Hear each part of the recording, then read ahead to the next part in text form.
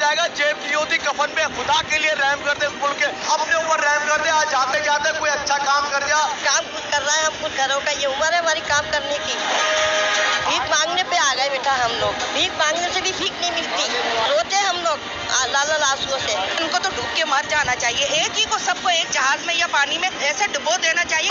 7 महीने से बेरोजगार हो, मंदिर किराए के घर पे रह रहा हूँ, तो उसका क्या होगा? अब मुझे क्या करूँ? भीख मांगू?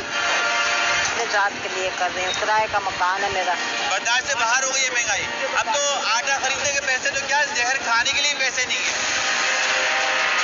महंगाई इतनी ज्यादा हो गई है कि एक नॉर्मल इंसान बहुत मुश्किल से सर्वाइव कर रहा है। अगर एक शख्स एक जॉब भी कर रहा है तब भी मुश्किल है, दो में भी उसका मुश्किल नहीं हो रहा। और अगर कोई रेंट पे रह रहा है तो रेंट वाला तो समझो बहुत ही बुरा हाल है। शहबाज शरीफ ने दावा किया था मैं अपने कपड़े बेच के भी जो है ना आवाम को रिलीफ दूंगा। इसने कब बेचे? दिखाया आवाम को कपड़े बेचते हुए? आवाम को कपड़े बेचते हुए दिखाया है? अब की ये हुकूमत ना है बिल्कुल। कराची का हाल देख लें क्या कर दिया।